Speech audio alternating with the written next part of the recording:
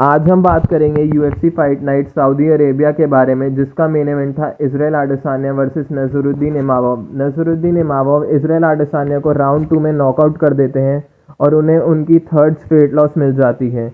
तो आज हम बात करेंगे कि इजराइल आदेसानिया के लिए नेक्स्ट क्या है, क्या उन्हें मनी फाइट्स करनी चाहिए या फिर उन्हें रिटायर हो जाना चाहिए।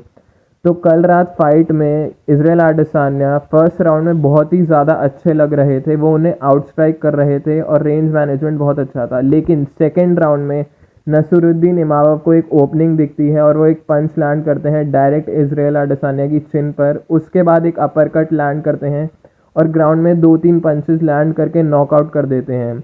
वो फाइट में बहुत ही अच्छे लग रहे थे, ऐसा मेरा नहीं, ऐसा डेना वाइट का भी कहना है। वो कह रहे हैं कि वो फाइट में बहुत अच्छे लग रहे थे जब तक कि वो कॉट नहीं हुए।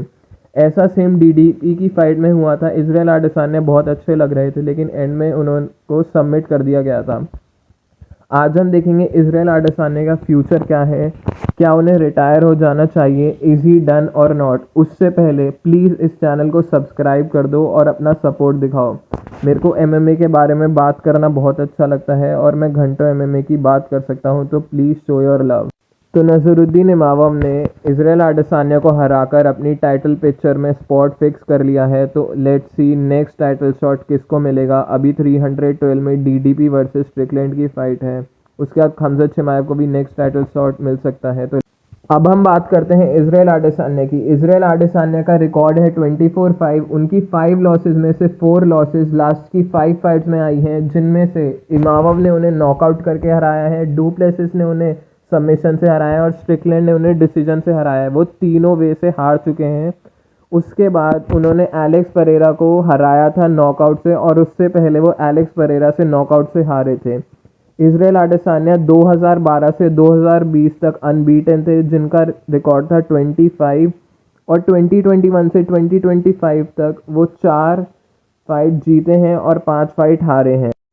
एलेक्स परेरा से एक फाइट हारने के बाद वो बस एक फाइट जीते हैं, जिनमें उन्होंने एलेक्स परेरा को ही नॉकआउट किया था, और उसके बाद 4 फाइट्स हारे हैं। लेट्स सी इजराइल आदेसानिया के लिए नेक्स्ट क्या है। इजराइल आदेसानिया फाइट्स में अच्छे तो लग रहे हैं, बट एंड में उनका ओपोनेंट कुछ ना कुछ तरीका ढूंढ के उन्हें फिनिश कर ही दे रहा है। डीडीपी की फाइट में भी वो अच्छी स्ट्राइकिंग कर रहे थे, आउट स्ट्राइक कर रहे थे डीडीपी को, बट डीडीपी का एक लेफ्ट हुक लैंड होता है, वो उन्हें ग्राउंड में लेके जाते हैं और सबमिट कर देते हैं। इजराइल आदेसानिया की जब फाइट स्ट्रिकलैंड के साथ हुई थी, तो ये one of the major upsets था पूरी यूएफसी हिस्ट्री में। सबको लग रहा था इजराइल आदेसानिया स्ट्रिकलैंड को आराम से हरा देंगे, बट स्ट्रिकलैंड उन्हें पूरे 5 राउंड डोमिनेट करते हैं, वो भी स्ट्राइकिंग में।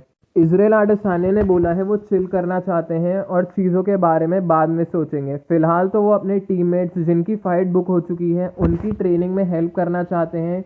लाइक डैन हुकर की फ़ाइट बुक हो चुकी है यूएफसी 313 में जस्टिन गेची के साथ। वो कह रहे हैं वो ये सब करते ही, लेकिन अब उन्हें ये करना पड़ेगा आफ्टर हिज लॉस टू इमामोव। अब हम एक बार टॉप 10 में देखेंगे इजराइल आदेसानिया किसके साथ फाइट कर सकते हैं। शॉन स्ट्रिकलैंड डीडीपी और इमामोव के साथ वो ऑलरेडी हार चुके हैं, और रॉबर्ट विटेकर के साथ वो फाइट करेंगे नहीं क्योंकि वो फ्रेंड्स बन चुके हैं, और रॉबर्ट विटेकर को ऑलरेडी वो 2 बार हरा चुके हैं।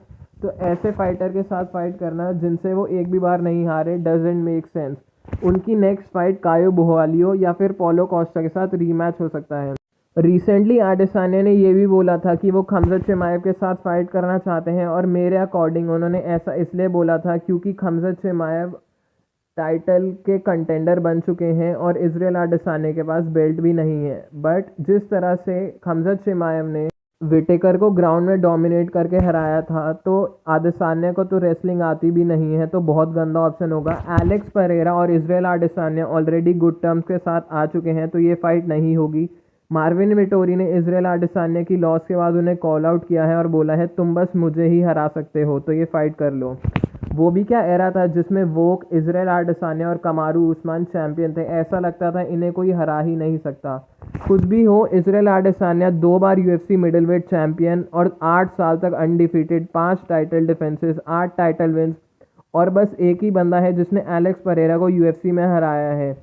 तो ये अचीवमेंट्स बहुत बड़ी हैं। तो इजराइल आदेसानिया ने ऑलरेडी स्पोर्ट में बहुत ज़्यादा अचीव कर लिया है, तो अगर वो रिटायर भी हो जाएंगे तो कुछ गलत बात नहीं है। बट अगर उन्हें रिटायर नहीं होना है तो मेरे हिसाब से उन्हें ट्यून अप फाइट करनी चाहिए, कोई लो रैंक्ड अपोनेंट के साथ। और जैसे जैसे एज बढ़ती है तो हम देखते हैं कि फाइटर्स का डिक्लाइन होना स्टार्ट हो जाता है, क्योंकि उनके रिफ्लेक्सेस वीक हो जाते हैं, उनकी स्ट्रेंथ कम हो जाती है, एंड्योरेंस कम हो जाती है, और बॉडी बहुत ज़्यादा इंजरीज आती हुई लेती है अपनी जर्नी में, और इंजरीज के साथ रिकवरी भी स्लो हो जाती है।